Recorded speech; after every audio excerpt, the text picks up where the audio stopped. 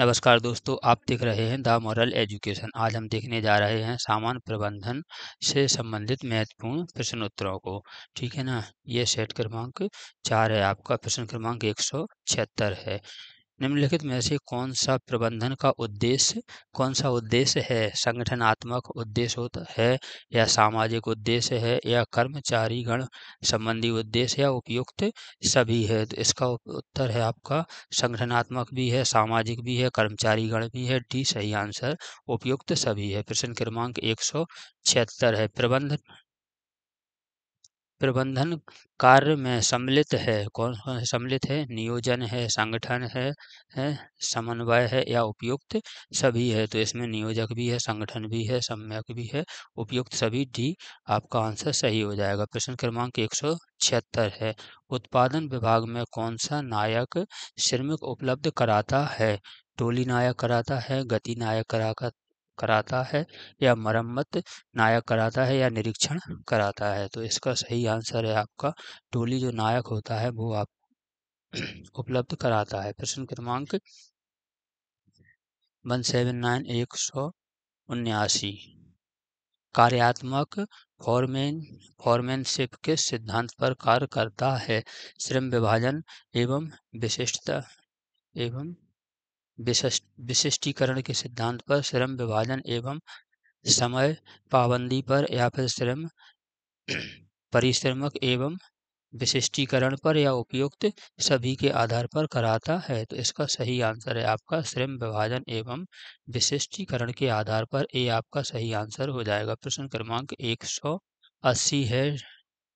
Taylor ने श्रमिकों की उत्पादकता को वैज्ञानिक विधियों से बढ़ाने के लिए निम्न में से किस पर बल दिया गया है? कार्य की विधियों में सुधार पर बल दिया है, या श्रमिकों का सही चुनाव एवं प्रशिक्षण पर बल दिया है, या काम के घंटों के सुधार में बल दिया है, या उपयुक्त सभी पे दिया है? तो इसमें उन्होंने कार्य कार्य की विधियों में सुधार पर भी बल दिया है, श्रमिकों के चुनाव पर भी बल दिया है, और काम के घंटों पर बल दिया है। डी उपयुक्त सभी आपका आंसर सही हो जाएगा। प्रश्न क्रमांक 181 है। वैज्ञानिक प्रबंधन विचारधारा की विशेषता नहीं है, ये आपको ध्यान रखना है, नहीं है। प्रबंधन के सिद्धांत की स्थापना अनुभव के आधार पर की जाती है। प्रत्येक कार्य का प्रमाणित समय, सामग्री, कार्यविधि आदि निर्धारित होती है। पारस्परिक सहयोग के लिए मानसिक क्रांति आवश्यक होती है, या फिर डी है उपयुक्त में से कोई भी नहीं? तो इसका सही आंसर आपका प्रबंधन के सिद्धांतों की स्थापना अनुभव के आधार पर की जाती है। ए सही आंसर है। प्रश्न क्रमांक 182 है। किसके अनुसार प्रत्येक व्यक्ति को उसकी क्षमता तथा योग्यता के अनुसार कार्य सौंपा जाना चाहिए?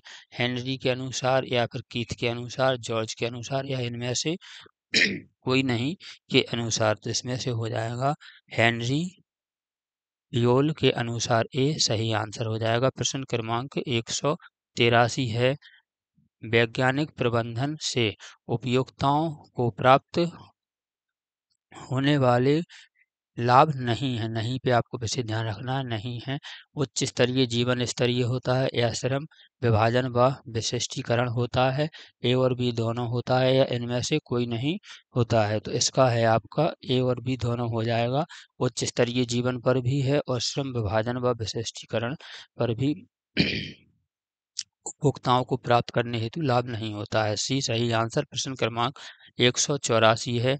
एक प्रबंधन को एक अधीनस्थ को जानबूझकर वैध आदेश का पालन नहीं करने के लिए दंड करने के अधिकार नहीं होना चाहिए, लेकिन केवल अधीनस्थ को अपना मामला पेश करने के लिए पर्याप्त अवसर दिए जाने के बाद प्रबंधन के सिद्धांत को पहचानिए।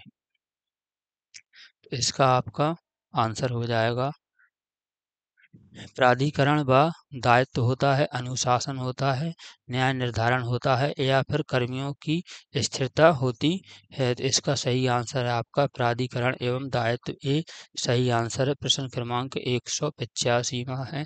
नियोजक की आवश्यक नियोजन की आवश्यकता है क्योंकि नियोजन की आवश्यकता क्यों है? नियोजक निर्देशन की व्यवस्था करता है। नियोजन अनिश्चितता की जोखिम को कम करता है। नियोजन नव परिवर्तन विचारों को प्रोत्साहन करता है या उपयुक्त सभी को करता है। तो नियोजन नियोजन निर्देशन की व्यवस्था करता है। नियोजन अनिश्चय की जोखिम को कम कराता है और नियोजन नव परिवर्तन विचारों को प्रोत्साहन करता है। उपयुक्त सभी डी सही आंसर है। प्रश्न क्रमांक 186 है। नियोजन प्रक्रिया का अंतिम चरण है। कौन सा है अंतिम चरण? लक्ष्य निर्धारण करना, पूर्वानुमान करना, श्रेष्ठ विकल्पों का चुनाव करना या अनुसरण करना होता है। तो इसका होता है अनुसरण करना। डी सही आंसर। प्रश्न क्रमांक 187 निम्न में सत्य कथन है। सत्य पे आपको ध्यान देना है। तो नियंत्रण का तात्पर्य यह निश्चित करना है कि क्या किया जा रहा है। नियंत्रण निश्चित लक्ष्य की संतुलन बनाने हेतु आवश्यक नहीं होता है। चौथा उपयुक्त सभी है। तीसरा वाला है नियंत्रण वह प्रक्रिया है जिसके द्वारा कार्य योजना को लागू नहीं किया जा सकता है। और डी वाला है उपयुक्त सभी। तो इसका सही आंसर है आपका नियंत्रण का आवश्यक यह निश्चित करना है कि क्या किया जा रहा है। यह सत्य है आपका। ए सही आंसर। प्रश्न क्रमांक 188 है। नियोजन एवं नियंत्रण में किस तरह का संबंध होता है। नियोजन और नियंत्रण में किस तरह का संबंध होता है यह बताना। एक दूसरे के पूरक होते हैं, एक दूसरे के विपरीत होते हैं, एक दूसरे के समानांतर चलते हैं या फिर उपयुक्त सभी होता है। तो यह एक दूसरे के पूरक होते हैं। ये सही आंसर हो जाएगा। नियोजन और नियंत्रण एक दूसरे के पूरक होते हैं। प्रश्न क्रमांक 179 कर्मचारियों में उनकी योग्यता एवं क्षमता अनुसार कार्य का विभाजन करना किस सिद्धांत पर आधारित होता है। कौन सा सिद्धांत है? अनुशासन का सिद्धांत, ममता का सिद्धांत, स्वामित्व का सिद्धांत या श्रम विभाजन का सिद्धांत होता है। तो ये होता है श्रम विभाजन का सिद्धांत होता है। डी सही आंसर है। क्योंकि उनकी कार्य के अनुसार ही योग्यता और कार्य के अनुसार कार्य का विभाजन होना चाहिए। तो श्रम विभाजन का सिद्धांत पर आधारित है। प्रश्न क्रमांक 190 है। सुमेलित कीजिए। सुमेलित करना है आपको, ठीक है ना। ये आपके ऑप्शन है। निर्देशन है। निर्देशन आपका हो जाएगा कर्मचारियों के प्रयास की एक रूपता जानना होता है। अभिप्रेरण है, नेतृत्व है और संप्रेषण है। तो इसका आपका सही आंसर है ए वाला। पहले का है चौथा, दूसरे का है पहला। संप्रेषण का है आपका कर्मचारियों के आवर्त में कमी होता है। तीसरे का है आपका दूसरा है नेतृत्व होता है। संघर्षों की प्रभावपूर्ण तरीके से संभावना होती है और इसका है सही तीसरा आंसर। संप्रेषण होता है निर्णय लेने के लिए आवश्यक आंकड़े देखते हैं। निर्देशन का मतलब सही हो जाएगा कर्मचारियों के प्रयासों में एकरूपता लाना होता है।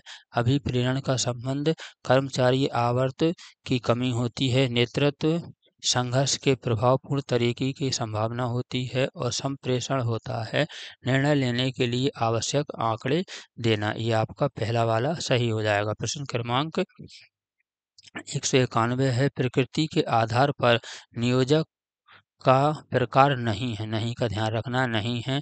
स्थायी उपयोग नियोजन होता है या फिर व्यूम संरचना नियोजन होता है, प्रचालन नियोजन होता है या उपयोग योग्य होता है। इसका सही आंसर है स्थायी उपयोग नियोजन। ए सही आंसर है। क्योंकि इसमें नहीं पूछ रहे हैं तो इसमें जे नहीं है, ये सही आंसर हो जाएगा। प्रश्न क्रमांक 192 है। नियोजन के तत्व के संबंध में कौन सा कथन सत्य है।